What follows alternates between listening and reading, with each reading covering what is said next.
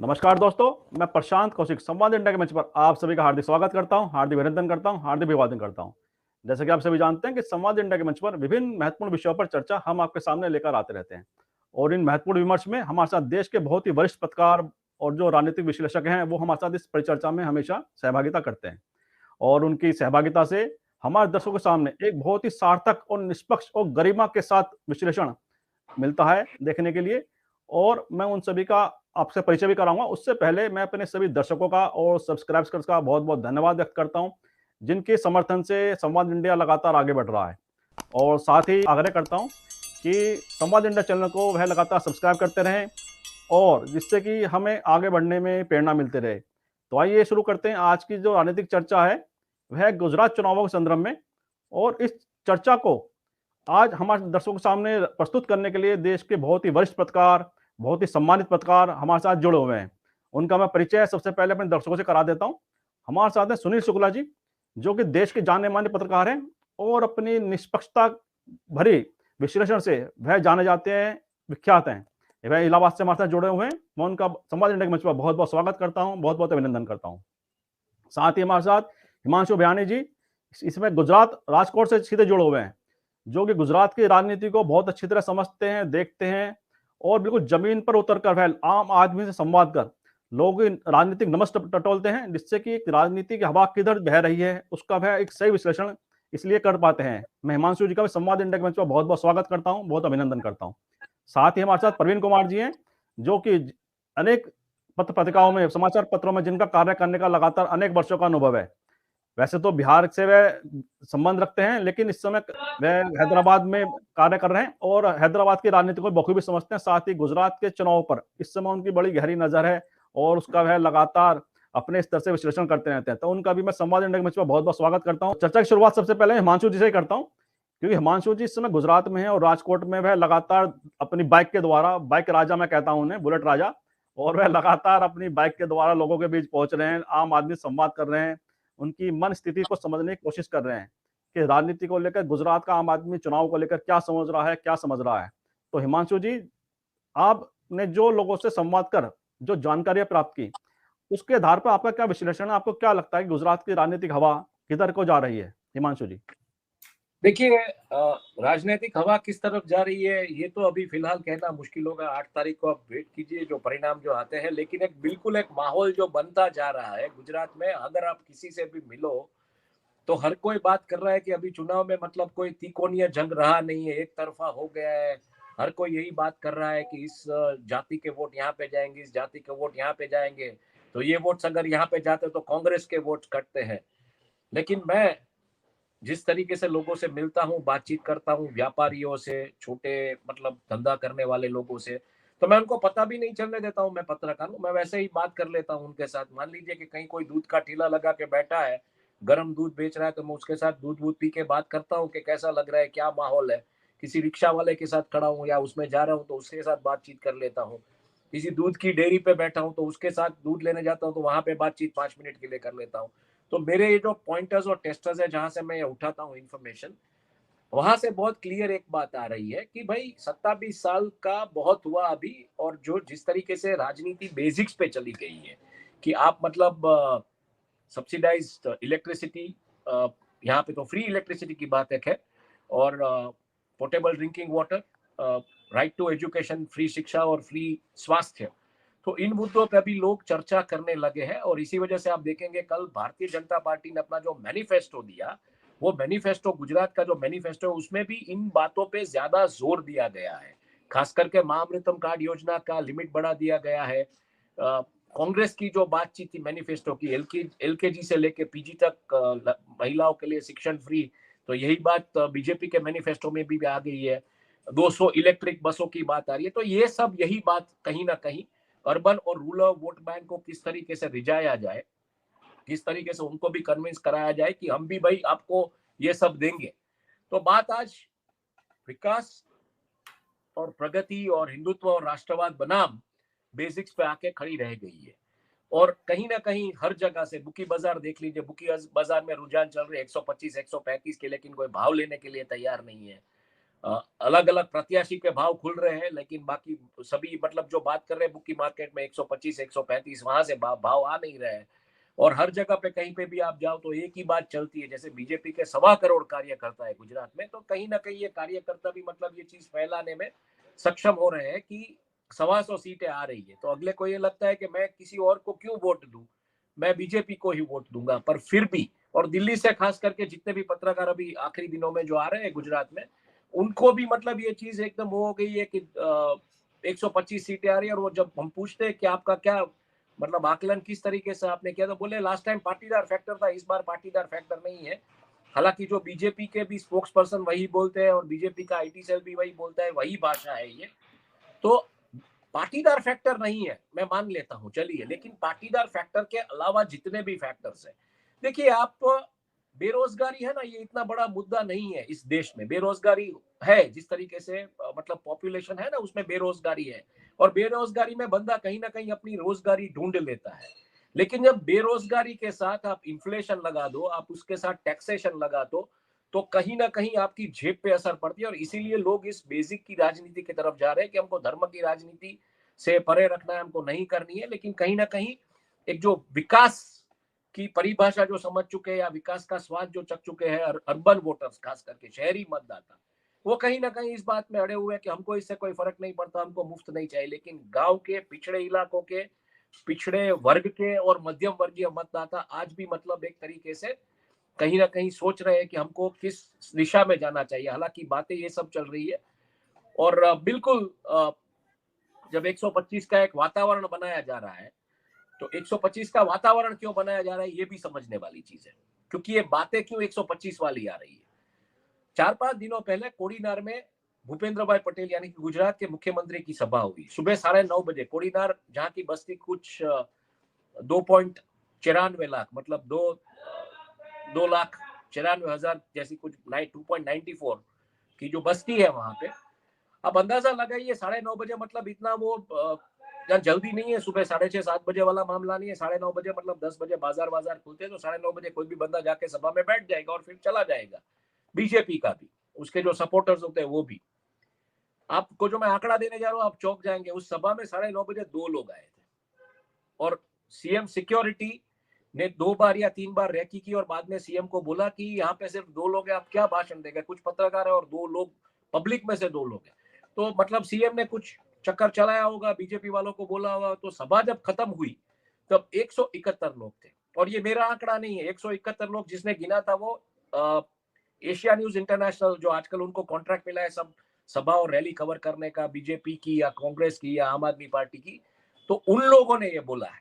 उनके जो संवाददाता थे सुरेश पारेख जो वहां पे थे, उन्होंने बोला मुझे कि 2 लोग थे, और जब सभा खत्म हुई तो सुरेश ने खुद बोला कि मैंने काउंट किया और 171 लोग थे। अब दूसरा तरफ आते हैं द्वारका में। द्वारका में गुरुवार रात को मतलब बुधवार रात को, मंगलवार या बुधवार रात को सतवारा ज्ञाति का एक सम्मेलन हुआ। अब सतवारा ज्ञाति जो है वो हमेशा भाजपा के साथ रही है। भाजपा के प्रत्याशी है पबूबा भाणेक, जो कि 7 टर्म से चुने जाते हैं, 35 साल से उनके साथ रही है। इस बार सतवारा कम्युनिटी के खंबाड़िया के प्रेसिडेंट ने रेजिग्नेशन दे दिया। वो जो खंबाड़ी सतवारा सेल का जो प्रेसिडेंट था उसने रेजिग्नेशन दे दिया बीजेपी में से, और कहा कि सतवारा ज्ञाति इस बार बीजेपी को चुनाव में वोट नहीं देगी। और उनके कारण भी उन्होंने बताया कि हम इस तरीके से इस मुद्दे से ना खुश है। तो सतवारा कम्युनिटी का फंक्शन था बुधवार रात को। जो दूध की डेयरी थी वहां से 150 लीटर घोल, जो दही का घोल होता है जिसमें से छाछ बनाई जाती है, वो ऑर्डर किया गया था। यानी कि 1500 लोग, 1 लीटर घोल में से 10 लोगों को आप छाछ बना के पिला सकते हैं। तो 1500 लोगों को मतलब आने की उनकी संभावना थी। 110 लीटर घोल वापस आया, वो डेयरी वाले ने मुझे बोला। जहां पे मैं दूध लेके, जैसे मैंने आपको बोला कि मैं 5 मिनट ऐसी बातें कर लेता हूँ, तो उसने बोला कि 110 लीटर घोल वापस आया, मतलब कि 400 लोग ही आए, 1500 खाना खिला रहे आप फ्री ऑफ कॉस्ट, और वहां पे 400 लोग आए। तो फिर मैंने थोड़ा ज्यादा पूछा बाकी उनके जैसे लोगों से कि तो क्या हुआ, फिर मिठाई भी बनी होगी। तो बोला जो मिठाई बनी थी सतवारा कम्युनिटी के 1500 लोगों के लिए, वो मिठाई बची तो वो दूसरे दिन मोची ज्ञाति के और लुहार ज्ञाति का जो सम्मेलन हुआ उसमें वो यूज हो गई। अब बात करते हैं गुरुवार रात को। गुरुवार रात को एक सम्मेलन हुआ सतवारा कम्युनिटी का, आम आदमी पार्टी का। 1000 लीटर दही का घोल मंगवाया गया, तो मतलब 10,000 लोग आने वाले थे। उसमें से कुछ 7,500 लोग आए, तो कहने का मतलब ये है, ये जमीनी हकीकत है जो मीडिया में नहीं आती है, ये हाइपर लोकल डेवलपमेंट्स है जो मीडिया में नहीं आते। हालांकि वो सभा फेसबुक पे लाइव थी। तो ऐसे मामले हैं। दूसरा क्या हुआ है कि जो एक कम्युनिटी कहीं किसी को सपोर्ट कर रही थी, इस कम्युनिटी में कहीं ना कहीं कॉर्पोरेट्स का कुछ इंटरवेंशन हुआ है और कम्युनिटी वालों को भी लगने लगा है कि कॉर्पोरेट्स अपनी खिचड़ी पका रहे हैं और हम कम्युनिटी वालों को बांट के रखे। तो वो कम्युनिटी, आहिर कम्युनिटी खास करके जामनगर जिला में, उन्होंने डिसाइड किया इस बार हमको एक रहना, हम किसी एक को ही वोट देंगे। और ये जो बंटवारे की राजनीति है, जो कॉर्पोरेट्स हमारे बीच करवा के अपना वर्चस्व धीरे धीरे जमा रहे हैं, उसमें हम नहीं जाएंगे। तो ये सब समीकरण जो है वो आपको नेशनल चैनल पे या अंग्रेजी अखबार में ये देखने को नहीं मिलेंगे, क्योंकि वो धरातल की बातें नहीं होती। धरातल पे ये परिस्थिति है। तो इसलिए माहौल बनाया जा रहा है कि 125, ताकि आपके जहन में ये डाला जाए कि हम ही आ रहे हैं तो आप क्यों अपना वोट बर्बाद कर रहे हैं। तो ये पूरा है। और बाकी जिस तरीके से मीडिया ब्लिट्स हो रहा है, जिस तरीके से मतलब पहले बीजेपी को होर्डिंग्स तो नहीं बोलूंगा, कियोस्क लगे हुए थे हाईवेज पे, अभी होर्डिंग्स लग चुके हैं हर जगह पे। यही बात है, जिस तरीके से एग्रेसिवली उनका कैंपेन इलेक्ट्रॉनिक मीडिया में, डिजिटल मीडिया में, सब जगह पे चल रहा है। तो बात वही है कि धरातल पे बीजेपी की परिस्थिति बहुत ही खराब है। लास्ट मिनट रिवीजन चल रहा है, इसलिए मतलब युवा मतदाता, उनको लगा है कहीं कि युवा मतदाता उनके साथ नहीं है, क्योंकि 55 लाख नए वोटर्स जो है उसमें से आपको 50% वोट्स यानी कि 28 लाख वोट्स चाहिए। अगर 2017 वाली परिस्थिति पे 99 और 50% शेयर आपको वोट शेयर चाहिए तो वो 28 लाख वोट लेने के लिए और फ्लोटिंग वोट्स लेने के लिए ये सब राजनीति अभी धरातल पे शुरू हो गई है। कारपेट बॉम्बिंग शुरू हो गई है। ये बातें उस तरीके से कि 125 सीट आ रही है बीजेपी की, ये उस तरीके से सब शुरू हुआ है। बट मेरा आज भी मानना है कि बेरोजगारी इतना बड़ा मुद्दा कभी हिंदुस्तान में था नहीं, लेकिन बेरोजगारी के साथ अगर इन्फ्लेशन और टैक्सेशन आप मिला दो तो वो बहुत ही डेंजरस कॉकटेल हो जाता है पॉलिटिकली, और प्रजा किस दिशा में जाएगी ये कहना मुश्किल हो जाता है। तो ये मेरा आकलन है जमीनी स्तर पे, आंकड़ों की दृष्टि से अगर देखिए, और हाइपर लोकल डेवलपमेंट्स जो हो रहे हैं, जो मीडिया में नहीं आ रहे, उनको मद्देनजर रखते हो कि 125 की क्यों बात बुकी बाजार से लेके आम आदमी करने लगा है। आपने बहुत ही बेहतर तरीके से विश्लेषण किया और बताया कि किस तरह से आप डाटा इकट्ठा कर रहे हैं, एक आम आदमी से, जमीन से जुड़े हुए व्यक्ति से बात कर आप उसकी जो मन स्थिति को जानने की कोशिश कर रहे हैं, और उससे जो अंदाजा आपका है निश्चित रूप से वह ज़्यादा, मैं समझता हूँ कि परिणाम के कहीं न कहीं ज़्यादा नज़दीक होगा, क्योंकि बिल्कुल आम आदमी की मन स्थिति को आप समझने का प्रयत्न कर रहे हैं।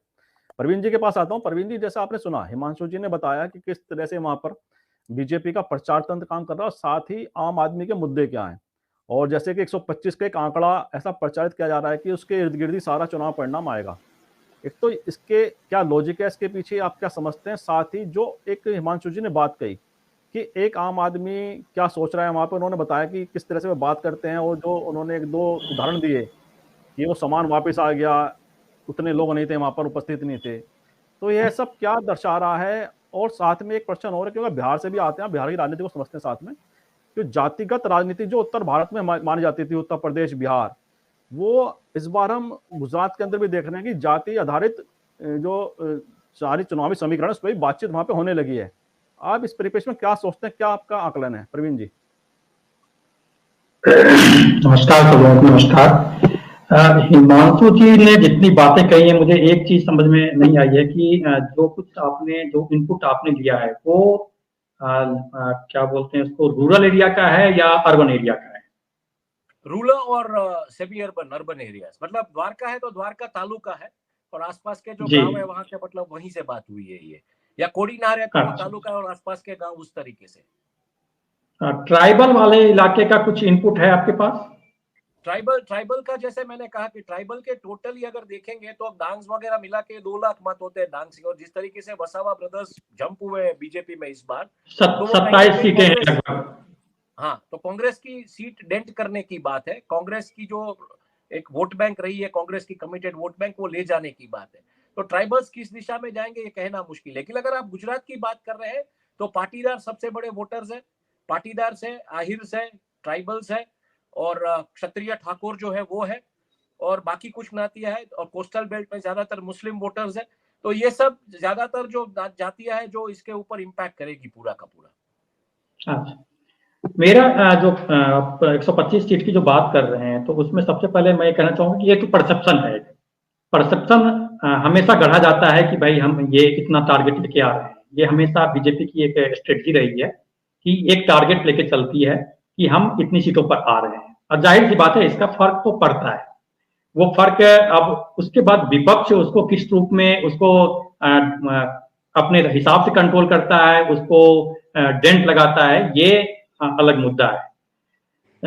अरविंद केजरीवाल की आम आदमी पार्टी इस बार इनकी वजह से महत्वपूर्ण हो गई है। गुजरात का चुनाव महत्वपूर्ण हो गया है। पहले आमने सामने की फाइट होती थी कांग्रेस और बीजेपी की, अब जो है लोग कह रहे हैं ट्रायंगल है। मैं चूंकि हैदराबाद में हूं, इसलिए बहुत गुजरात की जमीन पर बैठे हुए हिमांशु जी तो ये ज्यादा बेहतर बताएंगे कि अरविंद केजरीवाल का जो टारगेट एरिया, क्योंकि सभी सीटों पर चुनाव लड़ रहे हैं वो, तो वहां रूरल एरिया में उनका ज्यादा प्रभाव है या शहरी इलाके में प्रभाव ज्यादा है, इस पर बहुत कुछ डिपेंड करता है। पहली बात है, अगर रूरल एरिया में भी घुसे हैं तो निश्चित रूप से कांग्रेस को डेंट लगेगा। कांग्रेस की जो सीटें रूरल एरिया में ज्यादा हैं तो वो वहां पर डैमेज करेंगे, भले वो जीत ना पाए लेकिन वो बीजेपी को फायदा पहुंचाएंगे। शहरी एरिया में अगर वो प्रभावी हैं तो वो शहर की सीटों पर, जाहिर सी बात है शहर की जितनी सीटें मैक्सिमम सीटों पर बीजेपी का प्रभाव है तो वो बीजेपी को डेंट लगाएंगे। ये दो चीजें हैं।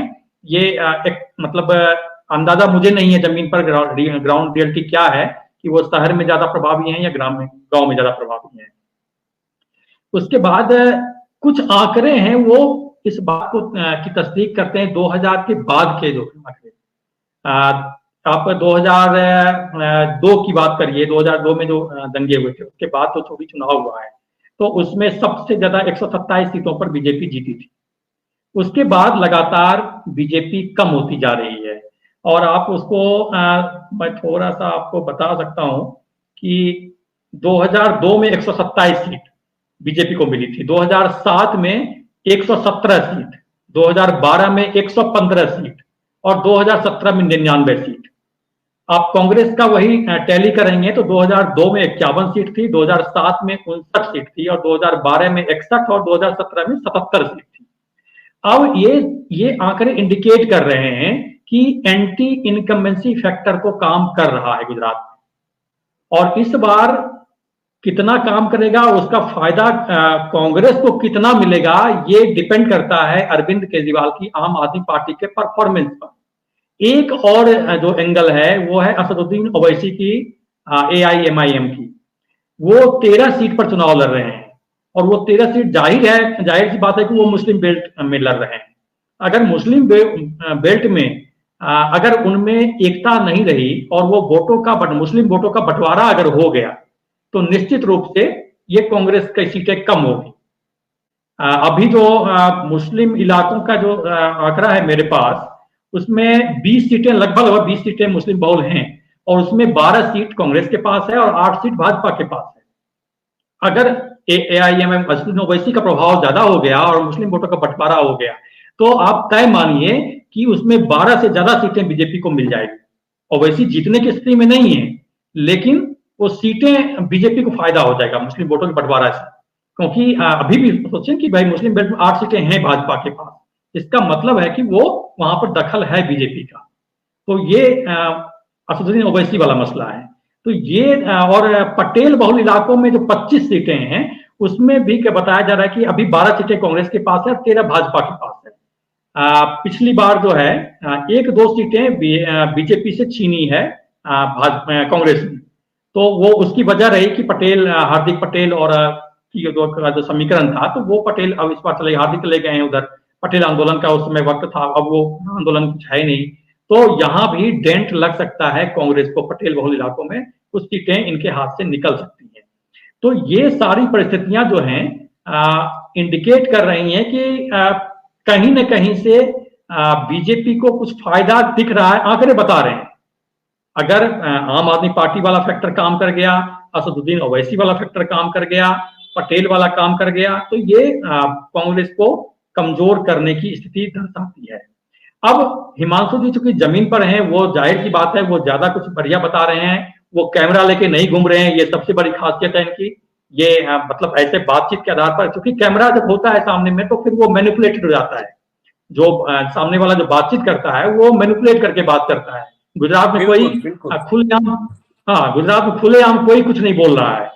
बिल्कुल। कुछ लोग हैं जिनको जो मुझे लगता है कि हो सकता है वो कांग्रेस के कार्यकर्ता होंगे या ओवैसी के कार्यकर्ता होंगे या आम आदमी पार्टी के कार्यकर्ता होंगे, वो भले खुल के बोले, लेकिन एक आम मतदाता खुल के कैमरा पर नहीं बोलेगा आपको। तो वो हिमांशु जी ने जो बात कही है वो हो सकता है, महंगाई निश्चित रूप से बड़ा मुद्दा है, वो घर की महिलाओं से लेकर और बाहर के जो लोग कामकाजी लोग हैं उन तक सबको प्रभावित कर रहा है। बेरोजगारी का मसला है, अब वो कितना वो ज्यादा यूथ को प्रभावित करेगा। यूथ उस चीज को ज्यादा समझेंगे जो नौकरी के लिए एलिजिबल हैं, लेकिन कारोबारी लोग हैं, कारोबारी लोगों की अलग समस्या है। तो ये सारी चीजें जो हैं फैक्टर, तो एक तरफ आप मतलब वो समीकरण, आंकड़ों का समीकरण, आंकड़ों की जो बाजीगरी वो वाली, और ये जो बेसिक बुनियादी मुद्दे हैं, तो बुनियादी मुद्दों पर आएंगे तो निश्चित रूप से कांग्रेस को फायदा होना चाहिए। वो फिर वोटर को ये इधर उधर देखना नहीं चाहिए, क्योंकि 27 साल का जो सरकार है उसमें आपको क्या मिला नहीं मिला उसका आकलन तो आप बेहतर तरीके से कर सकते हैं। जो जो युवा हैं वो भी तो लगभग 10-12 साल से इस चीजों को देख रहे होंगे ना। तो कहने का मतलब ये पूरा आप इसको समग्रता में देखेंगे तो मुझे लगता है कि बीजेपी को मतलब सीटें जो है वो कम होनी चाहिए। जो आंकड़ों का जो वो जो दिख रहा है, जो ग्राफ दिख रहा है, और जो बुनियादी मुद्दे हैं उसको लेके, तो ये कुल मिला के ये कहानी है। और जो चीजें, तमाम चीजें जो आ रही हैं, बयानबाजी जो हो रही है वो भी बड़ा फैक्टर है कि भाई 2002 के मुद्दे को, गोधरा दंगे की जो चीजें हैं वो उसको क्यों याद किया जाता है, क्यों याद किया जा रहा है, चुनाव में क्यों घसीटा जा रहा है, क्योंकि जो विकास का मुद्दा काम नहीं कर रहा है बीजेपी के लिए, तो उन मुद्दों को फिर से घसीटने की कोशिश की जा रही है। अभी कई इंटरव्यू मैंने देखे हैं वाघेला साहब की, तो वो हम साफ तौर पे कह रहे हैं कि भाई ये बीजेपी प्लान किया था दंगे को, और अमित शाह ने ये बयान, भाषण में बयान देके उस चीज को प्रूव कर रहे हैं। तो ये फैक्टर जो है कहीं न कहीं बीजेपी की कमजोरी को दर्शा रही है। तो आप ये तय मानिए कि वो मामला जो है कुल मिला के 99 से कम ही होगा, प्लस नहीं होने वाला है। जैसा आपने कहा कि ऐसा लगता नहीं है कि 99 से ज्यादा कुछ हो सकता, कमी होने की संभावना व्यक्त कर रहे हैं। और सुनील शुक्ला जी के पास में इसमें राहुल गांधी की पद यात्रा का भी असर तो पड़ेगा ना। जी जी जी, मैं सुनील शुक्ला जी के पास आता हूँ। जैसे सुनील जी ने सभी को सुना, दोनों वक्ताओं को, और किस तरह से उन्होंने अपना आकलन किया कि जमीन पर क्या हो रहा है और किस तरह की संभावना प्रवीण जी ने व्यक्त की। तो सुनील, जैसे 2002 की बात सामने आई निकल कर कि अगर 2000 और हिमांशु जी की बात से मैं उसको जोड़ता हूँ कि उन्होंने कहा 55 लाख नए वोटर हैं, तो 2002 से और 2022 20 साल का फर्क आ गया है, और एक नई पीढ़ी वोट देने के तैयार हुई। जो 55 लाख का जो आंकड़ा एक तरह से दिया हिमांशु जी ने, वो शायद 55 लाख वही है 2002 के बाद के जिनके अब जो वोट देने लायक बने हैं। तो ऐसे में क्या है मुद्दा उन 55 लाख वोटर को प्रभावित कर सकने की क्षमता रखता है आज भी? आप क्या संभावना देख रहे हैं? और साथ ही जो जातिगत आधार पे जो आज गुजरात में बात होने लगी है, वह किस तरफ इशारा कर रही है? सुनील शुक्ला जी। धन्यवाद प्रशांत जी।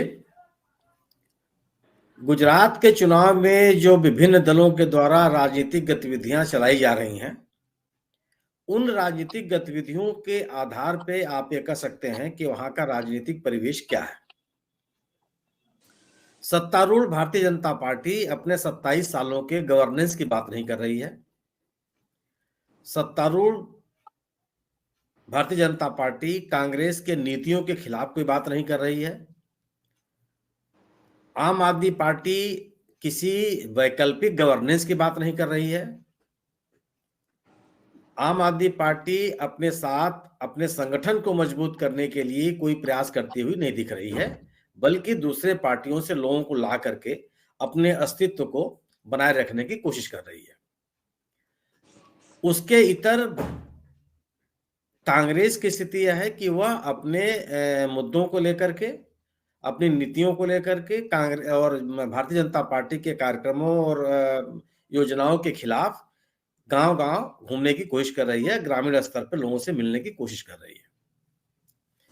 भारतीय जनता पार्टी ने जिस तरीके से चुनाव के प्रथम चरण का मतदान के कुछ दिनों पहले आते-आते वर्ष 2002 की दंगों की बात उठाई, वह इस बात का संकेत है कि उसको अपने डबल इंजन की सरकार की बात के दावे में कोई दम नहीं है। यानी कि लोग उसके कार्यक्रमों, योजनाओं और उसके गवर्नेंस से संतुष्ट हैं और वह रिस्पांस नहीं मिल रहा है जिसको उम्मीद कर रही होगी। अगर ये कहा जा रहा है कि 2002 के दौरान हमने असामाजिक तत्वों को ठीक कर दिया, तो वो असामाजिक तत्व कौन थे? उनके खिलाफ कौन सी कार्रवाई की गई? अगर वो कार्रवाई की गई तो उसका परिणाम क्या निकला? और जो पीड़ित पक्ष था उसके साथ उसको राहत देने के लिए क्या कार्रवाई की गई? यह केवल और केवल अपने मतदाताओं को पोलराइज करने की कोशिश है। जिन नए मतदाताओं की बात हम लोग कर रहे हैं, उन मतदाता 2002 की घटनाओं से प्रभावित नहीं है, इसीलिए उनको सलाह दी जा रही है कि आप अपने बाप, पिताजी से, दादाजी से, बाबा जी से बात कीजिए कि क्या हुआ था, क्योंकि वह जो नया मतदाता है वह आपकी नीतियों, कार्यक्रमों और आपके गवर्नेंस को देख रहा है। आपके उस नारे के भुलावे में नहीं आता हुआ दिख रहा है जिसके बल पर आप लोगों को पोलराइज करते रहे हैं।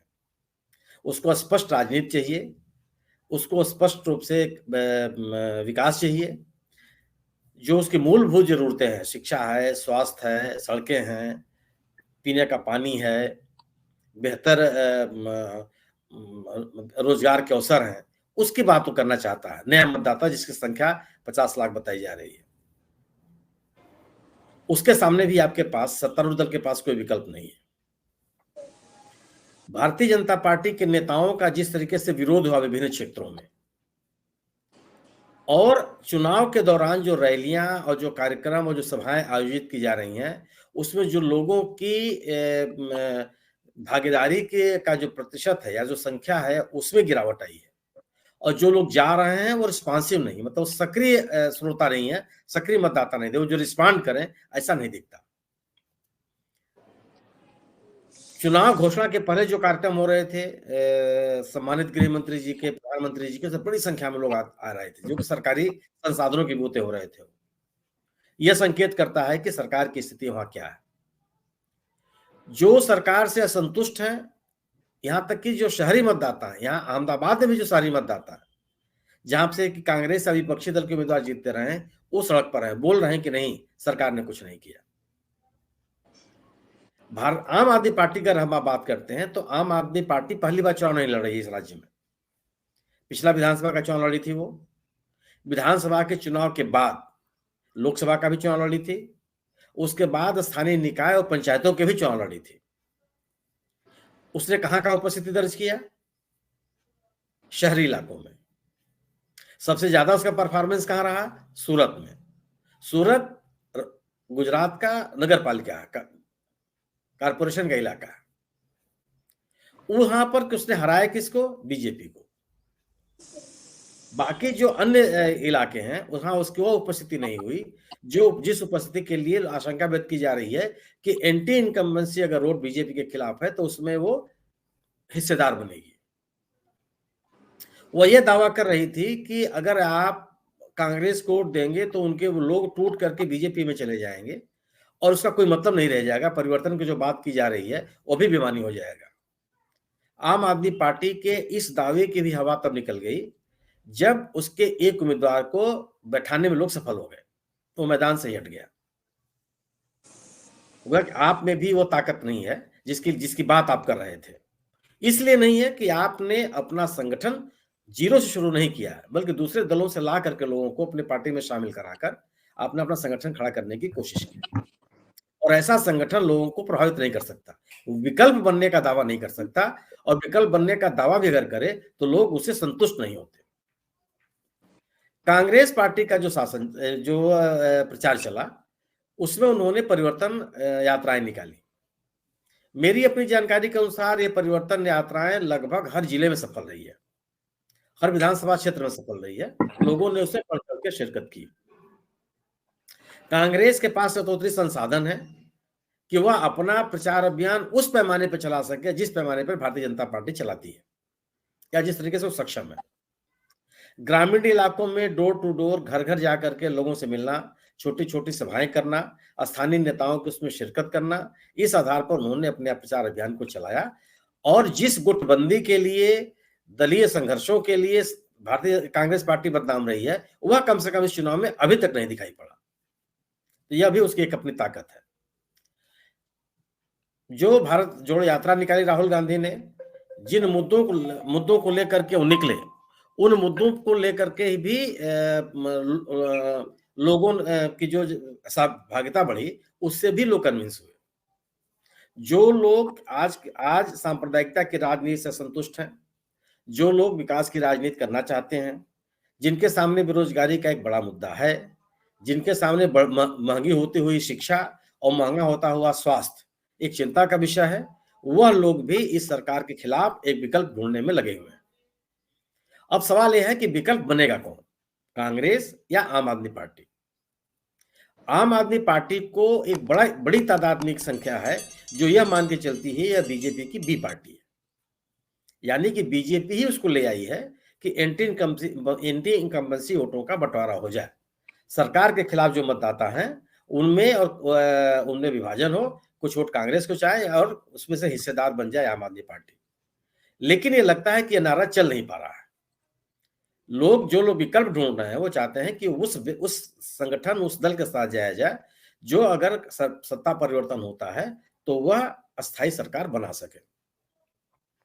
संगठन के स्तर पर बीजेपी इसलिए कमजोर नजर आती है कि जहां पे उसके 30 रिबेलियन उम्मीदवार खड़े हैं 30 विधानसभा क्षेत्रों में, और वह 30 विधानसभा क्षेत्रों में अधिकांश जगह वह नेता खड़े हैं जिनका जनाधार है, पूर्व विधायक, वर्तमान विधायक, 5 बार का विधायक, 2 बार का विधायक, इस तरह के लोग इस सरकार भारतीय जनता पार्टी के खिलाफ रिबेलियन हुए हैं। निश्चित रूप से इस स्थिति में सत्तारूढ़ दल को नुकसान होता दिखता है। दूसरी बात, भारतीय जनता पार्टी ने लगभग 24 से 25 विधानसभा क्षेत्रों में दूसरे दलों से लाकर के अपने उम्मीदवार खड़े किए हैं, यानी कि 25-27 सालों के कामकाज के बाद भी अगर भारतीय जनता पार्टी प्रत्येक विधानसभा क्षेत्र में अपने दल का उम्मीदवार, अपनी पार्टी का जो कोर कार्यकर्ता रहा है, उसको अगर वो प्रत्याशी नहीं बना पाई, यानी कि संगठन के स्तर पे आप कमजोर हुए। प्रचार अभियान के दौरान कोई चेहरा नहीं है पार्टी के पास। पार्टी भले कहे कि भूपेंद्र पटेल ही हमारे मुख्यमंत्री के चेहरा हैं, लेकिन भूपेंद्र पटेल की कितनी स्वीकृति है आम लोगों में, कितनी पहचान है, यह भी एक बड़ा सवाल है। अगर बड़े नेता, पार्टी के बड़े नेता भूपेंद्र पटेल के विधानसभा क्षेत्र में भी जाकर के प्रचार करने के लिए अगर बाध्य हैं, तो यह साबित होता है कि उनकी अपनी खुद की अपील कितनी है लोगों के बीच में। एक बड़ा सवाल लोगों के बीच में यह भी है, लोग बात करते हुए दिख रहे हैं कि बड़ा लंबा समय बीत गया, 25-26 साल एक लंबा समय है, अब परिवर्तन होना चाहिए। और मोरबी की घटना के बाद जिस तरीके से सरकार ने रिएक्ट किया, उसको लेकर के भी लोगों में एक तरह का रिएक्शन है। लेकिन भारतीय जनता पार्टी से इतर जो सरकार के खिलाफ अन्य उम्मीदवार लड़ रहे हैं, उन उम्मीदवारों ने भी भारतीय जनता पार्टी से असंतुष्ट लोगों को संगठित करने का कोई प्रयास नहीं किया। बिल्किस बानो का मुद्दा सबके सामने है। बिल्किस बानो के मुद्दे पर न तो आम आदमी पार्टी और न ही कांग्रेस कोई हमलावर नहीं हुआ। सबको ये डर लग रहा है कि अगर हम इस मुद्दे पर ज्यादा बोलने की कोशिश किए तो बहुसंख्यक वर्ग का मतदाता उनसे नाराज हो सकता है। यह राजनीति का बहुत ही कमजोर पक्ष है। इसके अलावा आदिवासी इलाकों में जो कमजोर वर्ग के लोग हैं, जिनको इस सरकार ने जमीनें दी थी, उन जमीनों पर आज भी बड़े माफियाओं का कब्जा बना हुआ है, वो उस जमीनों पर कब्जा नहीं ले पाए। उस मुद्दे को लेकर के भी ये दोनों दल उस तरह से सक्रिय नहीं हुए जैसे कि इनसे अपेक्षा की जा रही थी। लोग परिवर्तन चाहते हैं, इसमें कोई बहस नहीं है, क्योंकि सरकार ने जिस तरीके का गवर्नेंस दिया है उससे लोग संतुष्ट नहीं है। गुजरात में जिस तरीके से शिक्षा बहुत महंगी हो गई, वो लोगों को परेशान कर रहा है। और जो बात कही हिमांशु जी ने कि बेरोजगारी के साथ साथ बढ़ती हुई महंगाई, बढ़ता हुआ कर दर, यह लोगों की गुणवत्तापूर्ण जीवन को बहुत बुरी तरह से प्रभावित किया। यह गुजरात की सच्चाई है कि गुजरात जो रोज उद्योगों के लिए और व्यापार के लिए जाना जाता रहा है, सूरत जो सबसे बड़ा हीरा उद्योग का पहचान है, जिसकी दुनिया में सबसे बड़ी पहचान है, वहां पे जो पूरा टर्नओवर है वो घटा है। जीएसटी लागू होने के बाद, नोटबंदी के बाद जो वहां का टेक्सटाइल उद्योग है उसका पूरा का पूरा व्यापार घटा है, टर्नओवर घटा है, सरकार के नीतियों के कारण। इस मुद्दे पर को लेकर के भी ये भारतीय जनता पार्टी के खिलाफ जो राजनीतिक दल हैं वो उतने हमलावर नहीं है जिससे कि उनसे अपेक्षा की जा रही थी। मौरवी घटना को लीजिए, मौरवी की घटना के लिए जो लोग जिम्मेदार हैं उस घटना को लेकर कांग्रेस और आम आदमी पार्टी को जो संवेदनशीलता दिखानी चाहिए थी वो नहीं दिखाए, क्योंकि उनको पाटीदार वोटों का डर है, वो उस तरह से हमलावर नहीं हो पा रहे हैं जो होना चाहिए था। ये कमजोर राजनीति का लक्षण है। तो सही सरकार के खिलाफ एक मजबूत राजनीतिक परिवर्तन की पहल के बावजूद जो विपक्षी दल हैं वो उसको हवा देने में नाकाम है, इसलिए वो दिख नहीं रहा। लोगों के मन में जो है उस मन को, उस विचार को ताकत देने की जो कोशिश विपक्षी दल की तरफ से होनी चाहिए थी वो नहीं दिखी। इसीलिए जो बाहर से लोग जाते हैं वो ये बिना स्थानीय स्तर पर लोगों से बिना बात किए हवा बहती हुई हवा देख करके ये यथास्थिति की बात करने लगते हैं, जबकि वास्तविकता में ऐसा है नहीं। अगर कांग्रेस और भारतीय जनता, अगर आम आदमी पार्टी ने, दोनों ने, आम आदमी पार्टी से तो उम्मीद करना ही बेकार है, क्योंकि वह तो वही बात करती है जो भारतीय जनता पार्टी करती है। AIMIM की हम लोगों ने बात की। मैं हाल के दिनों में जिन राज्यों में विधानसभा चुनाव हुए हैं, संभवतः गुजरात तो पहला राज्य है जहां लोगों ने सड़क पर उतर करके AIMIM के नेता की खिलाफत की है, वापस जाओ के नारे लगाए हैं। उसका उम्मीदवार पार्टी बदल करके दूसरे पार्टी में शामिल हो गया है। यह संभवतः पहली घटना है। मैंने न तो बिहार में दिखाई पड़ा, न उत्तर प्रदेश में दिखाई पड़ा और न बंगाल में दिखाई पड़ा, ये गुजरात में दिखाई पड़ा। यानी जिस वर्ग या जिस समुदाय को लेकर के AIMIM राजनीति करने की कोशिश कर रहा था, उस वर्ग में इस पार्टी की स्वीकृति बढ़ने के बजाय लोगों ने नकारना शुरू कर दिया। वहां के बड़े नेताओं ने, जो संगठन के बड़े पदाधिकारी थे, उन्होंने इस्तीफा दे दिया और दूसरे दलों में चले गए। तो वह, मुझे नहीं लगता कि AIMIM उस तरह से नुकसान कर पाएगी जिस तरीके से उसने बिहार में किया। बंगाल में तो कुछ नहीं कर पाई, जो कुछ उसका असर दिखाई पड़ा वो बिहार में दिखाई पड़ा। और उत्तर प्रदेश के जो उपचुनाव हुए थे दोनों, आजमगढ़ और रामपुर, उसमें जो दिखाई पड़ा, मुझे नहीं लगता कि गुजरात में दिखाई पड़ेगा।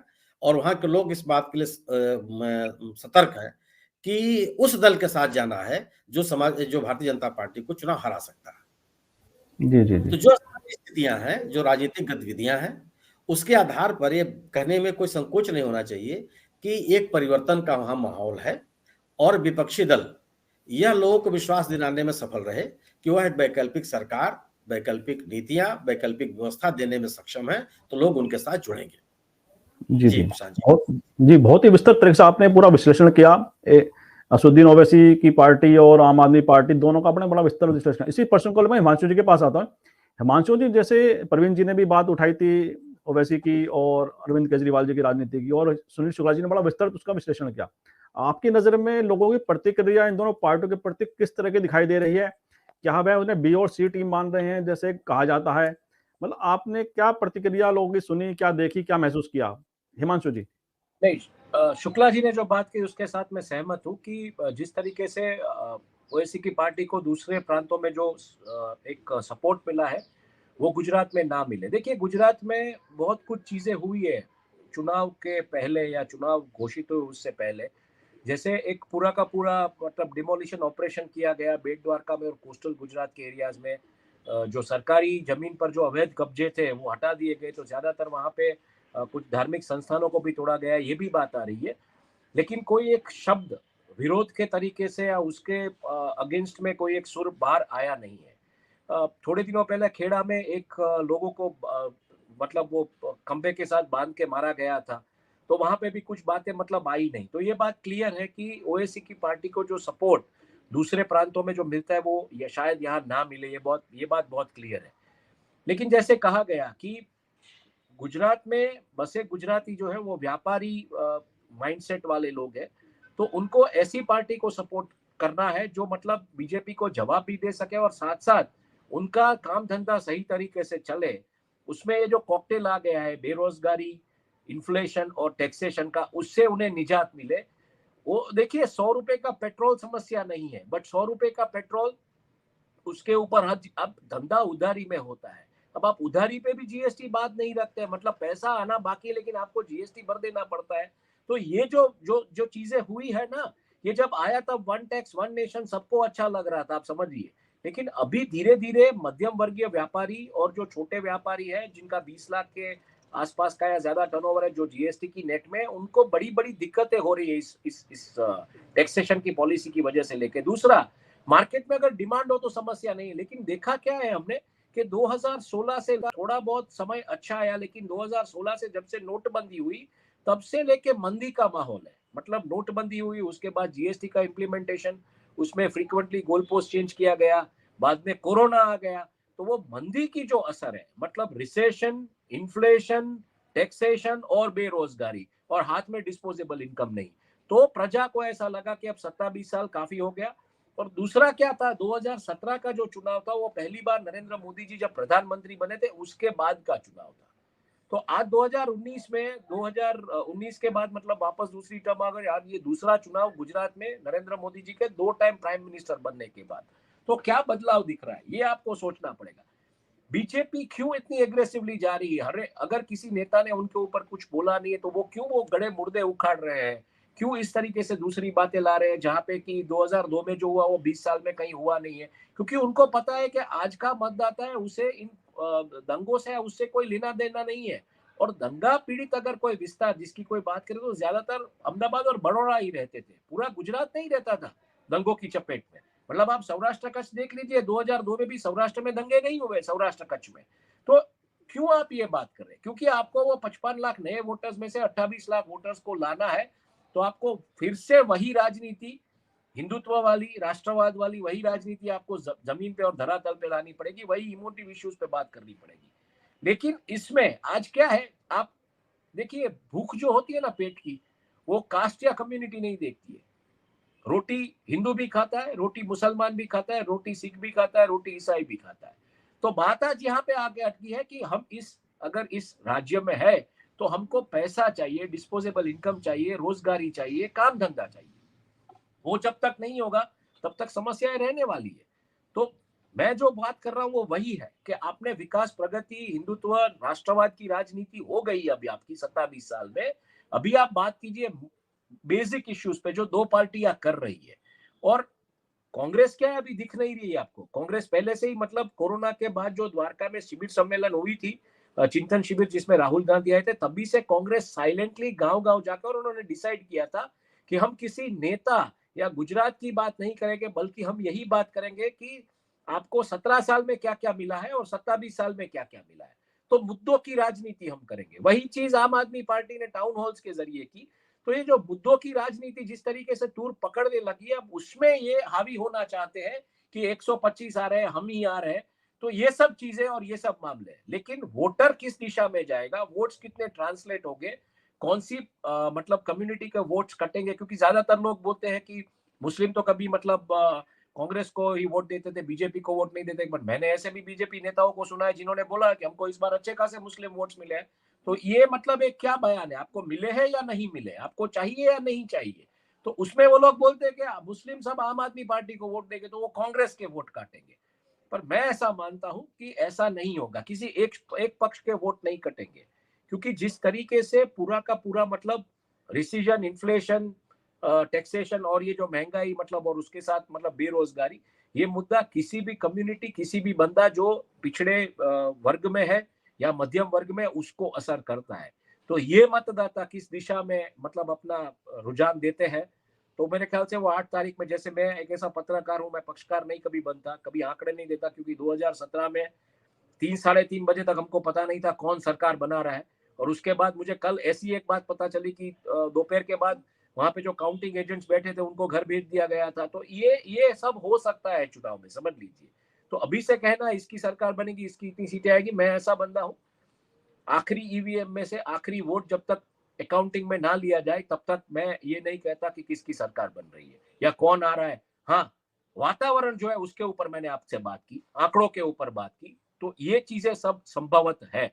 लेकिन एक बात आखिर में समझ लीजिए, लोगों को 100 रुपए का पेट्रोल, उसमें समस्या नहीं है। बट अगर 15,000 में एजुकेशन का स्पेंड करता हूं लगातार और उसके बाद नौकरी नहीं है, तो समस्या है, और उसके ऊपर मेडिकल में मुझे अगर फैसिलिटीज जब चाहिए तब नहीं मिलती है तो समस्या है। तो ये समस्या है। अब देखिए, इस समस्याओं के मुद्दे पे गुजरात के मतदाता मत देते हैं, या उनको लगता है कि नहीं ठीक है, प्रगति और विकास की जो राजनीति है उसी के ऊपर चलेंगे। और बीजेपी का आकलन क्या है? बीजेपी 40 SC ST की सीट्स और 48 अर्बन और सेमी अर्बन सीट्स पे एकदम डेरा तंबू जमा के बैठी है, मतलब 88 सीट्स।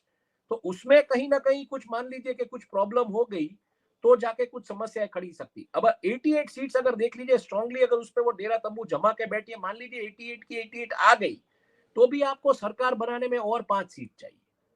तो ये है पासिंग मार्क्स लेने की बात है, आप समझ लीजिए। और इसलिए पूरा वातावरण बनाया जा रहा है कि 125 सीट, हर कोई दिल्ली से आते कोई हर पत्रकार यही बोलते हैं 125 सीट, किसी से भी मिलो यही बोलते हैं, 1.25 करोड़ कार्यकर्ता है वो भी यही बोलते हैं कि आखिर में आएगी तो बीजेपी। तो एक वातावरण बनाने की बात है कि आप किसी को क्यों वोट दे, भाई हमको ही दीजिए, हम ही आ रहे हैं। तो ये माजरा है। जब आप मुद्दों पे बात ना कर सको तो आप मतलब when you can't convince the voter you confuse them. तो अभी वोटर्स को कंफ्यूज करने की बात हो रही है। हाँ, नहीं, 2-3 चीजें मैं अलग से कहना चाह रहा था कि हिमांशु जी ने 2 बातें कही हैं। एक तो ग्राउंड रियलिटी क्या है, और दूसरी कि वातावरण क्या बनाया जा रहा है। और सुनील शुक्ला जी ने जो बातें कही हैं कि असदुद्दीन ओवैसी का कोई असर नहीं पड़ेगा, लेकिन अरविंद केजरीवाल क्या कर रहे हैं? अरविंद केजरीवाल की आम आदमी पार्टी का वजूद क्या है शहर में या गांव में, ये थोड़ा सा मैं हिमांशु जी से जानना चाहूंगा। जी, अरविंद केजरीवाल का ऐसा है, जैसे सभाएं हुई सूरत में, अल्पेश कथीरिया की वो सभाएं वायरल हुई, जिस तरीके से भीड़ वहां पे इकट्ठा होती है, तो बीजेपी में भी इस सभा के बाद एक मनोमंथन हुआ है कि इतनी भीड़ इनमें आती, हमारे में क्यों नहीं आती। और देखिए, मुख्य प्रधान की रैली में भीड़ ना आए मैं समझ सकता हूँ, चलिए भूपेंद्र पटेल इतने फेमस चेहरे नहीं है भूपेंद्र पटेल जी, लेकिन आप प्रधानमंत्री की रैलियों में भी भीड़ नहीं आई थी दोराजी में, और उसके बाद संज्ञान लिया गया, कंसर्न लोगों को मतलब उनकी क्लास ली गई, और उसके बाद रैलियों में आपको भीड़ दिखी है प्रधानमंत्री की। लेकिन देखिए, ये भीड़ कैसे आई ये भी समझना पड़ेगा। स्वयंभू प्रधानमंत्री की रैली का तो समझ में आता है, वो तो भीड़ किस तरह से मैनेज किया जाता है। हाँ, मैं अरविंद केजरीवाल पर फोकस करना चाहता हूँ। तो अरविंद केजरीवाल का क्या है, देखिए, जैसे मैं बोल रहा हूँ कि मैं सभी को मैं बोलता हूँ कि आम आदमी पार्टी का वोटर मतदाता दिखता है, उनका कार्यकर्ता नहीं दिखता है।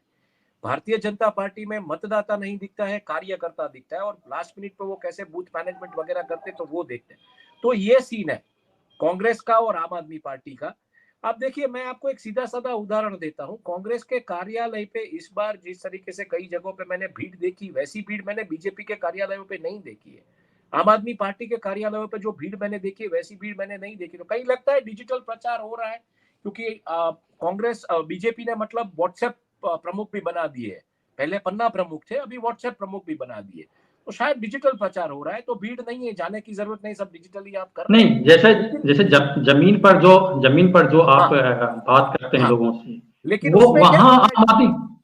हाँ, तो डिजिटल प्रचार में क्या होता है, आप एक तरफा बात कर रहे होते हैं, आप जब तक जमीन पर ना जाए, लोगों से ना सुने। और दूसरा क्या होगा, जिस तरीके के कुछ बयान आए हैं ना, जहां पे हर्ष संघवी ने भी बोला है, कई और नेताओं ने भी बोला है कि चुनाव खत्म होने दीजिए, उसके बाद सबका हिसाब कर लेंगे।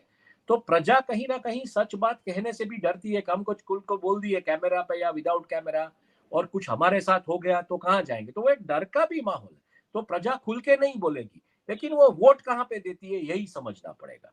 देखिए, 2004 की आप इलेक्शंस देखिए, 2004 में इंडिया शाइनिंग हो रहा था, किसको पता था यूपीए पावर में आएगी, आ गई ना। तो जब आपको मतलब एक ऐसा चुनाव, मतदाता जो है ना दादा, इसलिए मैं बोलता हूं, जब तक लास्ट ईवीएम और लास्ट वोट अकाउंट में ना लिया जाए, मैं किसी निष्कर्ष पे इसलिए नहीं पहुंचता हूं कि मतदाता बहुत सुलझा हुआ है आज का। वो मतलब डिजिटली भी साउंड है, सब कुछ समझता है, और मतदाता हमेशा समझ लीजिए, जब एक वातावरण बनता है ना, तो मतदाता झटका देता है। तो मतदाता क्या करता है यही समझना पड़ेगा हमको। नहीं, मैं फिर भी आपकी बात मुझे एक चीज समझ में नहीं आ रही है। मतलब जो आम आदमी, जो आम मतदाता है, वो आम आदमी पार्टी के बारे में उसका रिएक्शन क्या है? जैसे फ्री बीज की बात, जी, मैं वही बताना चाहता हूँ कि रिएक्शन ऐसा है। देखिए, भीड़ होती है आम आदमी पार्टी की रैली, बराबर। हिमांशु जी मैं जोड़ दूं प्रवीण जी के साथ। कि आम जी। आदमी पार्टी का जो प्रेजेंस है वह हाँ। केवल शहरी क्षेत्रों में है या ग्रामीण क्षेत्रों में भी है? हाँ। नंबर एक। ग्रामीण नहीं नहीं, क्षेत्रों में भी हमने है। हमने बात पूरी कर दो, देखिए, हिमांशु जी, मेरी बात हाँ, पूरी कर दो। हाँ जी, हाँ केवल जी। शहरी क्षेत्रों में यानी कि अहमदाबाद, सूरत, बड़ोदरा, यही राजकोट तक सीमित है, या ग्रामीण इलाकों में भी है? नंबर एक। नंबर दो, संगठन इनका कैसा है? मतलब इनका जो केवल मतलब ये बाहर के आए हुए कार्यकर्ता, चाहे आपके यहाँ कार्यकर्ता वहां मिलकर घूम रहे हैं, या एक ऑर्गेनाइजेशन भी है शहरी इलाकों नहीं, में और नहीं, ग्रामीण इलाकों में, दोनों? ये मेरा बस जानना हम लोग का है। शहरी और ग्रामीण इलाकों में दोनों जगह पे इनके कार्यकर्ता घूम रहे हैं। कार्यकर्ता मतलब मैं वही बता रहा हूँ आपको, इनके इनके वोटर्स ही इनके कार्यकर्ता है, मुझे ये लग रहा है। इनके जो वोटर्स है ना आदमी पार्टी के, वही उनके कार्यकर्ता है। तो शायद कार्यकर्ता आपको नहीं दिखेंगे, लेकिन ये एक जिस तरीके से घूम रहे हैं, छोटी छोटी सभाएं कर रहे हैं, गारंटी कार्ड बांटे हुए हैं। अगर आप फेसबुक पे पिछले गुजरात के मतलब सर्च करके देखेंगे, आम आदमी पार्टी के जितने भी वो लाइव हो, और ये सबसे बड़ी चीज है, जैसे मैंने बोला सतवारा समाज का फंक्शन हुआ आम आदमी पार्टी का, वो लाइव करते हैं फेसबुक पे। तो ऐसा नहीं है कि वो डर रहे हैं किसी से, समझ लीजिए आप, क्योंकि वो एक प्रजा है। प्रजा का मतलब एक जो कंसोर्शियम है वो जाके बात करता है। और आम आदमी पार्टी का क्या हुआ, उन्होंने टारगेट शहरों को किया था, लेकिन डिजिटल और ये 5G 4G डेटा जिस तरीके, परसों गुजरात में बड़े बड़े शहरों में सब जगह पे 5G डिजिटल सर्विसेज शुरू हो गई है, सेमी अर्बन एरियाज में कल से शुरू हो गई है। तो ये 4G का पैक जिस तरीके से फ्री पड़ा था, तो गांव में लोग फ्री बैठे थे अपना, मतलब वो हल चला लिया था बारिश के बाद, तो खेत जोत लिया था, फ्री बैठे थे। तो इस वजह से आम आदमी पार्टी के मुद्दे गांवों में भी तूर पकड़ने लगे। तो गांवों में भी उनकी प्रेजेंस है। शहरों में 182 जगह पे उन्होंने अपने प्रत्याशी रख दिए हैं। तो कहीं ना कहीं मुझे ऐसा नहीं लग रहा है। हाँ, एक बात आ रही है कि वोट कटवा पार्टी है, बीजेपी की बी टीम है, लेकिन मैं ऐसा मानता हूं कि जिस तरीके से प्रजा प्रताड़ित हो चुकी है, ये इन्फ्लेशन, रिसीजन, बेरोजगार, ये मुद्दों को लेकर, तो कहीं ना कहीं उनको लग रहा है कि हमें इसमें एक विकल्प मिल रहा है। अब वो वोट काटेगा या सही में विकल्प के रूप में बैठेगा। देखिए, अरविंद केजरीवाल जी की भी शाख दांव पे लगी हुई है। अगर ये गुजरात के इलेक्शन अरविंद केजरीवाल हारते हैं, तो समझ लीजिए अरविंद केजरीवाल को गुजरात में कभी भी जगह नहीं मिलेगी। ये मैं आपको गारंटी के साथ बोलता हूँ, क्योंकि तो फिर वही बात आ जाएगी कि तीसरा विकल्प आम आदमी पार्टी जैसा मजबूत विकल्प भी नहीं चला है गुजरात में। तो ये उनके लिए भी मतलब एक शाख की राजनीति है, उनका भी सब कुछ दांव पे लग चुका है। वो तैयार नहीं थे, आम आदमी पार्टी तैयार नहीं थी गुजरात के चुनाव के लिए, लेकिन पंजाब में जिस तरीके से उनको रिजल्ट मिले, तो उन्होंने लगे हाथों गुजरात में भी मतलब अपना डेरा तंबू जमा दिया। तो देखना यही है कि वो किस तरीके से मतदाता कन्विंस हुए। ये आपको तब पता चलेगा 8 तारीख को कि सही में मतदाता कन्विंस हुए कांग्रेस और आम आदमी पार्टी की जो नहीं, हाँ, गांव-गांव खटिया परिषद हुई है उससे, कि नहीं हुए, या फिर वही बात नहीं, है। बिल्कुल, हाँ, बिल्कुल आपकी बात सही है। मैं इस मतलब अंदाजा ये लगाना चाह रहा था कि जैसे लोकल बॉडी के चुनाव में शहर के सीटों पर आम आदमी पार्टी का परफॉर्मेंस ठीक था। शुरुआती दौर में जो होता है उस हिसाब से ठीक था। तो वो अगर परफॉर्मेंस रिपीट करता है विधानसभा चुनाव में शहर की सीटों पर, तो वो जीतने की बात तो मैं नहीं कर रहा आम आदमी पार्टी की, लेकिन बीजेपी के सीटों में डेंट लगाएगा, बीजेपी की सीटों को कम करेगा। देखिए ये बात सब वही जगह वाली पे बात है कि जैसे कि जी जी वही बात है, जैसे शहर और ग्रामीण क्षेत्र का जो मतदाता है ना, दोनों का रुझान एक अलग है जो हम देख रहे हैं, और जो चर्चा में निकल के भी आ रहा है कि ग्रामीण क्षेत्र में जो रुझान है, वो मतदाता का जो मन है वो एक अलग तरह से काम कर रहा है, और शहरी क्षेत्र में एक अलग तरह से काम कर रहा है। और इस पे बहुत सारी बातचीत भी लगातार हो रही है। और मैं कल एक टीवी चैनल पर देख रहा था, एक एंकर ने स्टेशन पर कुछ यात्रियों से बात कर रहे थे, तो वहां पे दो एक पति पत्नी थे, तो उन्होंने उनसे पूछा कि आप क्या देखते हैं, तो उन्होंने मतलब प्रचार के ऊपर बता रहा हूँ किस तरह का प्रचार काम करता है। तो उन्होंने कहा जी मोदी जी के एक शक्तिशाली नेता है, और उन्होंने 6 घंटे युद्ध रुकवा दिया था यूक्रेन वाला, रूस वाला, और 3 फ्लाइट उन्होंने, इसमें कई सारी फ्लाइट, उसमें बच्चे हमारे निकल के आ गए थे। तो बल्कि वो जो एंकर था वो भी मुस्कुराया इस बात पर। तो लेकिन मैं एक कहने मतलब कि प्रचार जो है वो इतना काम कर रहा है कि आम आदमी की मन स्थिति को पूरा प्रभावित करने की क्षमता रख रहा है। तो इसी परिप्रेक्ष्य में मेरा प्रश्न प्रवीण जी से यही है कि जो प्रचार तंत्र है, इसका क्या इम्पैक्ट इतना पड़ रहा है कि मतदाता की क्या सच है क्या झूठ है उसको भी देखना नहीं चाहता, ना सुनना चाहता। नहीं, मैं वही मैं कह रहा हूँ कि प्रचार तंत्र का जो हिसाब किताब है वो उसकी पहुंच कहां तक है, तो प्रभाव तो डालता है वो, बहुत हद तक प्रभाव डालता है, और उसी में सफल है ये भारतीय जनता पार्टी, इस मामले में सफल रही है। आमतौर पे वो उपज ही है ये सोशल मीडिया की। मैं इस चीज को मानता हूं कि भाजपा जो उपज है वो सोशल मीडिया की उपज है 2014 से। उससे पहले की बीजेपी ठीक है, अटल बिहारी वाजपेयी ने सरकार बनाई थी, लेकिन वो एक उनका बेसिक आइडियोलॉजी के आधार पर उन्होंने सरकार बनाई थी, गठबंधन की सरकार बनाई थी। उसमें वही सब जो हैं, वही सब घटक थे जो आज एक तरह से कहिए कि तथाकथित विपक्ष में खड़े हैं, चाहे ममता बनर्जी हो, चाहे केसीआर हो, चाहे नीतीश कुमार हो, ये तमाम लोग हैं जो उनके साथ थे। लेकिन अभी जो स्थितियां हैं उसमें 2-3 चीजें और इंडिकेट करना चाहूंगा मैं कि डबल इंजन की सरकार, गुजरात में डबल इंजन की सरकार है और इसका चुनावी जो मशीनरी होती है, सरकारी मशीनरी जो होती है, वो कितना इम्पैक्ट करता है, कितना उसको प्रभावित करता है, कितना असर डालता है चुनाव पर, ये एक बहुत महत्वपूर्ण फैक्टर है। अपने हिमांशु जी को शायद मालूम होगा कि लगभग चुनाव से अधिसूचना जारी होने से कुछ दिन पहले 1000 लगभग अधिकारियों पदाधिकारियों का तबादला किया गया था, लगभग 1000। तो और वो आमतौर पे होता है कि एसपी और डीएम का तबादला होता है, लेकिन इसमें वीडियो तक का तबादला किया गया। उसमें ये चीजें निकल के आ रही थी कि एक जो बूथ को जो मैनेज करता है बीजेपी का कार्यकर्ता, तो उसका भी रिकमेंडेशन उसमें था कि भाई ये वीडियो नहीं चाहिए, ये वीडियो चाहिए। तो ये कितना चुनाव पर असर डालेगा, ये देखने वाली बात होगी।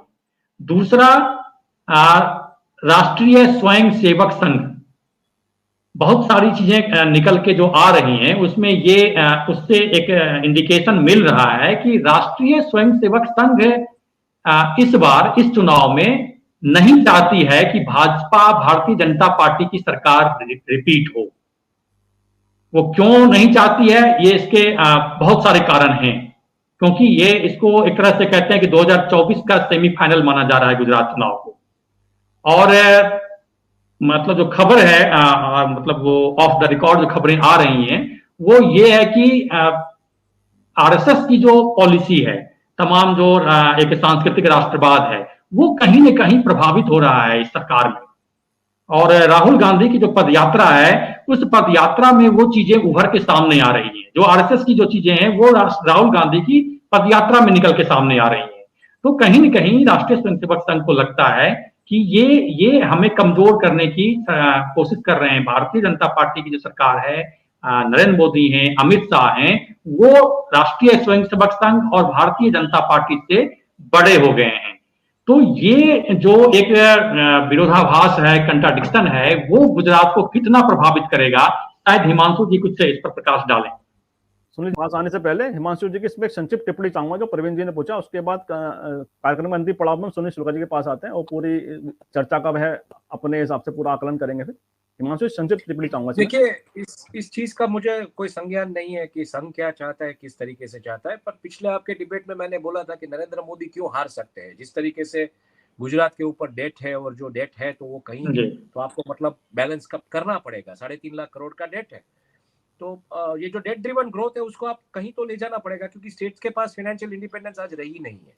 तो जो भी आएगा, मतलब आप 2024 की अगर बात करें तो 2024 में तो बिल्कुल राम मंदिर का मुद्दा साफ दिख रहा है।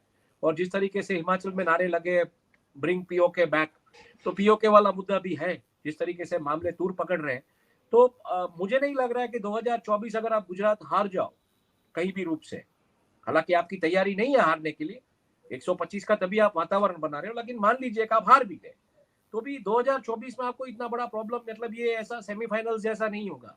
क्योंकि तब जाके क्या होगा कि आप बॉर्डर लाइन केस बिल्टअप करोगे मध्य प्रदेश की तरह, और 2 साल के बाद आप वापस सरकार में आ जाओगे। 2 साल में आपके मंत्री तंत्रियों की फाइल खुल चुकी होगी, तो वो सब जाके पैर में पड़ जाएंगे नरेंद्र भाई के कि आप ये बचाइए, अभी अब आप ही हमारे माई बाप है।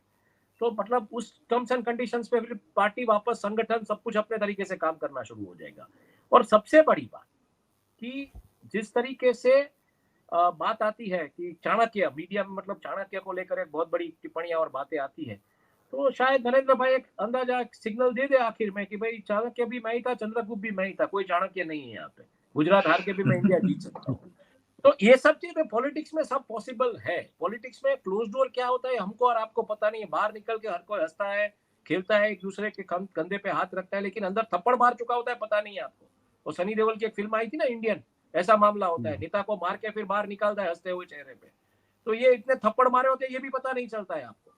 और वो थप्पड़ खाया हुआ नेता क्या सोच रहा है ये भी आपको पता नहीं चलता है, वो तब तो मुस्कुरा रहा होता है। तो ये सब चीजें है पॉलिटिक्स में। अब ये कैसे क्या कहाँ पे कैसे, जैसे भागवत जी का स्टेटमेंट आया ना कि प्रचारक नरेंद्र मोदी पर हमारा कंट्रोल है लेकिन प्रधानमंत्री नरेंद्र मोदी पर हमारा कोई कंट्रोल नहीं, तो ये बहुत क्लियर है कि ही इज ऑटोनोमस, उसको हम कंट्रोल नहीं कर सकते। तो आप क्या क्या किस तरीके से करोगे? तो मुझे ऐसा लग रहा है अगर शायद आप हार भी रहे तो उसका भी एक आपका गणित होगा हारने का।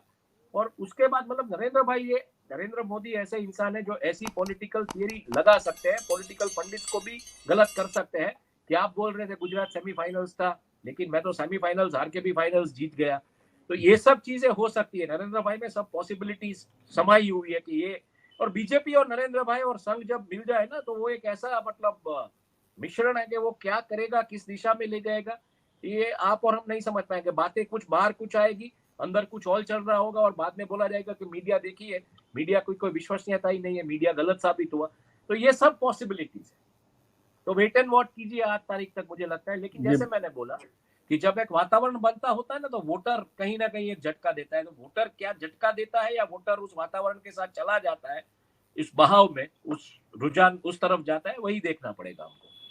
बिल्कुल सही कहा आपने। राजनीति अपार संभावना खेल है और कौन से समीकरण किस तरह से किस दिशा में राजनेता अपने हिसाब से मूव करते हैं उसको कुछ कहा नहीं जा सकता। और सुनील जी शुक्ला जी के पास मैं आऊंगा क्योंकि पूरी चर्चा अब अंतिम पड़ाव पे आ गई है और जिस तरह से चर्चा रही है हिमांशु जी ने भी अनेक संभावनाओं की बात की। और जैसा कि भाई भाजपा इस समय सबसे बड़ी पार्टी कही जाती है, सबसे ज्यादा कार्यकर्ताओं की पार्टी कही जाती है। उसके पश्चात भी अगर हम देखें पूर्व में मध्य प्रदेश भी वो हारे और कर्नाटक में भी हारे, मतलब अलग अलग राज्यों में, राजस्थान में भी उन्हें हार मिली। तो बड़ी पार्टी होने के दावे के बावजूद, बड़े कार्यकर्ता होने के बावजूद भी उन्हें हार मिली। तो ऐसा नहीं है कि वो हार और जीत की उससे परिधि से बाहर हो गए हैं, केवल जीत ही जीत है। तो मेरा कहने का आशय ये है कि जो हिमांशु जी ने बताया संभावनाएं व्यक्त की, आपका नजरिया क्या है, किस तरह से आप इसको देख रहे हैं राजनीति को, वर्तमान की आज की स्थिति में भाजपा कहाँ खड़ी दिखाई देती है आपको? जो राजनीतिक वातावरण या जो माहौल बनाने की कोशिश की जाती है, अगर वह वास्तविक धरातल पर आधारित नहीं है तो उसको बिखरने में बहुत समय लगता नहीं। गुजरात में जो एक एंटी इनकम्बेंसी का माहौल है, लोग असंतुष्ट हैं। सवाल केवल इस बात का है कि जो मुझे समझ में आता है कि जो वहां विरोधी दल हैं उस विरोध के माहौल को कंसोलिडेट करने में विफल है। लोगों के मुद्दों को लेकर के सड़क पर उतरने और संघर्ष करने का उनके पास कोई मादा नहीं है। ये ऊना, संभवतः ऊना में, हिमांशु जी मुझे करेक्ट करेंगे, ऊना में घटना हुई थी जहां एक दलित को बुरी तरह से पीटा गया था। जी जी। उस घटना को लेकर के गुजरात के विपक्षी दलों ने क्या किया? कोई धरना, प्रदर्शन, जुलूस, प्रतिरोध, प्रतिकार कुछ भी नहीं हुआ।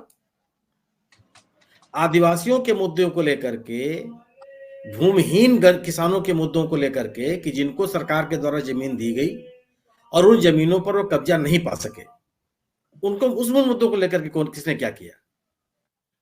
केवल आप लोगों के ऊपर ये छोड़ दें कि लोग सड़क पर नहीं हैं, लोग अपनी बात नहीं कह रहे हैं। अगर लोग अपने आप अपनी बात कहने लगते तो राजनीतिक दलों की जरूरत क्या थी?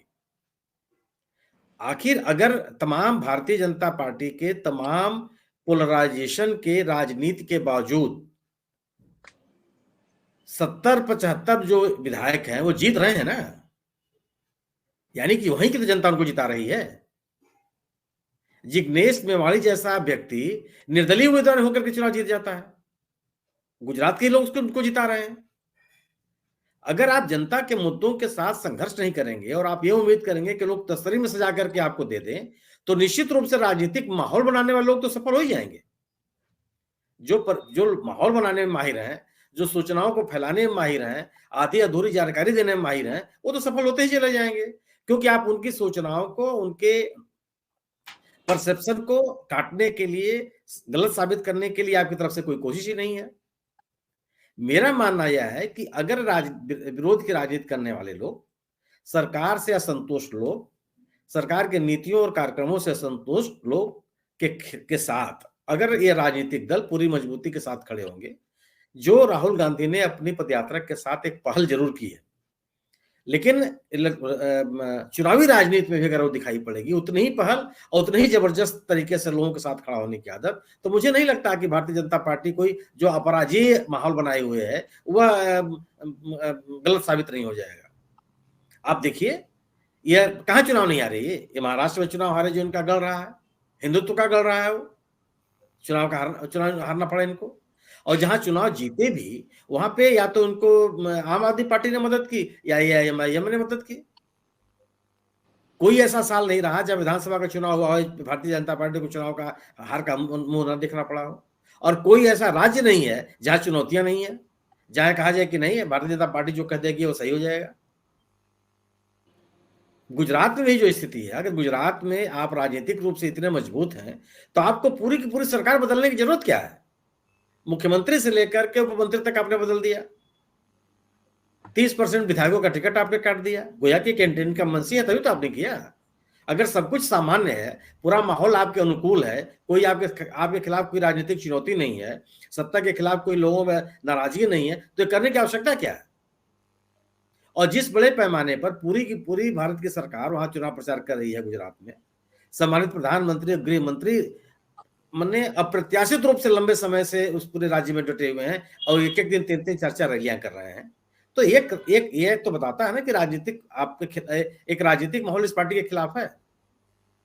और मेरा स्पष्ट मानना है कि अगर लोगों की नाराजगी को संगठित, एकत्रित और एकताबद्ध करने में विपक्षी दल सक्रिय हुए तो भारतीय जनता पार्टी के लिए चीजें बहुत आसान नहीं रहेंगी। जी एक सवाल मैं सुनील शुक्ला जी से मैं करना चाहूंगा। जी जी शंकर सिंह वाघेला बार बार इस बात को बोल रहे हैं कि कांग्रेस कमजोर नहीं है। कांग्रेस में बैठे कुछ ऐसे डिसीजन मेकर जो हैं वो कांग्रेस को गुजरात में लगातार नहीं चाहते हैं कि वो सत्ता में आए। हालांकि जिनकी तरफ उनका नाम इशारा था वो गुजर चुके हैं, उनका नाम था अहमद पटेल। तो क्या आप चूंकि काफी वरिष्ठ हैं और लंबे समय से आप इन चीजों को देख रहे हैं, तो मैं आपसे जानना चाहूंगा कि क्या ऐसा कुछ है क्या कि वहां पर अहमद पटेल का इतना दखल रहा कि वो चाहते थे कि मोदी जी बने रहे? देखिए, अब यह आपका जो अंतिम वाक्य है उसके बारे में मैं कुछ नहीं कह सकता, लेकिन वहां पे गुटबाजी रही है। गुजरात कांग्रेस बुरी तरह से गुटबाजी की शिकार रही है और यह भी सही है कि अहमद पटेल की निर्णायक भूमिका रही है वहां गुजरात के कांग्रेस में, जबरदस्त हस्तक्षेप उनका रहा है। लेकिन शंकर सिंह वाघेला का यह कहना बिल्कुल सही है कि कांग्रेस वहां कमजोर नहीं है। गुजरात उन राज्यों में शामिल है जहां के लगभग एक जिले में कांग्रेस का संगठन है, वो मजबूत संगठन है। हर जिले में इनके कार्यकर्ता हैं, इनके नेता हैं, इनके पदाधिकारी हैं। और यह चुनाव, मैं बहुत दिनों के बाद ये चुनाव देख रहा हूं जहां विभिन्न गुटों में कोई संघर्ष नहीं दिखाई पड़ता। शक्ति सिंह गोहिल और मोडवाडिया साहब की आवाज एक है, लोग प्रचार कर रहे हैं और लग के प्रचार कर रहे हैं। और यही कारण है कि वहां भी भारतीय जनता पार्टी के मुकाबले विद्रोह की स्थिति नहीं आई। मुश्किल से 8-10 जगह है जहां पे इनके विद्रोही उम्मीदवार खड़े हैं, लेकिन तमाम लोगों को इन्होंने मिला लिया। शंकर सिंह वाघेला का खुद का उनका अपना बेटा कांग्रेस का उम्मीदवार है जी। और शंकर सिंह वाघेला, मेरा अपना मानना है कि क्षत्रिय समुदाय में एक प्रभावशाली नेता है, उनकी एक से है और उनके सक्रिय होने से भी कांग्रेस को निश्चित रूप से लाभ मिलेगा। गुटबाजी इस समय नहीं दिख रही। गुटबाजी का शिकार कांग्रेस बहुत बुरी तरह रही है और गुटबाजी के शिकार होने की वजह से ही इसकी यह दशा हुई, अन्यथा ये दशा नहीं होती। लेकिन इस समय जो यह है कि वो अपने आप को संगठित करके और भारतीय जनता पार्टी के खिलाफ एक मजबूती से चुनाव लड़ रहे हैं वो, और उनका प्रचार अभियान भले ही दिख न रहा हो, दिख इसलिए नहीं, आप भारतीय जनता पार्टी के मुकाबले कांग्रेस का अभियान नहीं देख सकते, किसी राज्य में नहीं देख सकते हैं आप। बिल्कुल यहाँ जहां उनकी सरकार, वहां भी उस तरह का अभियान आप नहीं देख सकते। राजस्थान और छत्तीसगढ़ में भी आपको नहीं दिखाई, क्योंकि संसाधनों में बीजेपी का मुकाबला नहीं है। और भारतीय जनता पार्टी के द्वारा चुनाव प्रचार चलाने का जो एक संगठित अभियान चलता है, उसका वो भी किसी के पास कोई विकल्प नहीं है।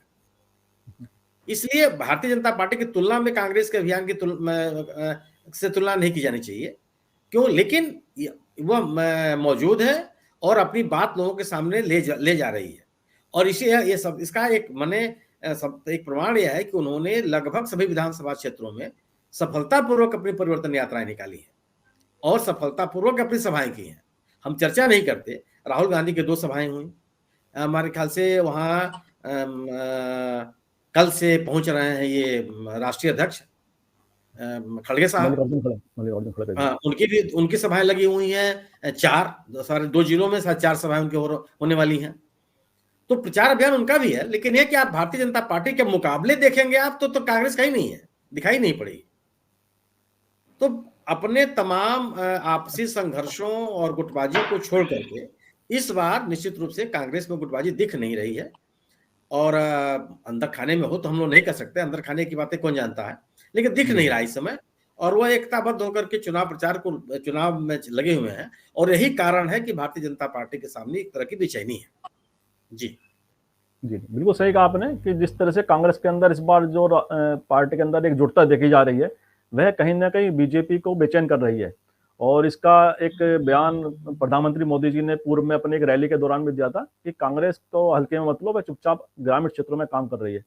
तो निश्चित रूप से जैसे सुनील शुक्ला जी ने कहा और कि पार्टी के अंदर संसाधन का तो अभाव है, लेकिन जो उनकी एकजुटता काफी वर्षों के बाद देखी जा रही है, वह पार्टी को वहां मजबूती दे रही है। और बीजेपी के अंदर जो उनके विद्रोही उम्मीदवार हैं, वह कई जगह बीजेपी को परेशान करने की स्थिति में है, क्योंकि वे प्रभावशाली नेता रहे हैं। और जैसा कि हिमांशु जी ने और प्रवीण जी ने, सुनील शुक्ला जी ने पूरे इसकी जो आकलन किया राजनीति का गुजरात की वर्तमान की, वह बड़ी निष्पक्षता के साथ और उन्होंने बड़े विभाग के साथ इस विषय को रखा कि किस तरह से गुजरात की राजनीति की दिशा वर्तमान की स्थिति में है, वो लोग देख रहे हैं। और आने वाले वो तो समय में मतदाता किधर जाते हैं वो तो भविष्य बताएगा, और उसका 8 तारीख को ही पता चलेगा कि किस तरह से मतदाताओं ने क्या निर्णय लिया है।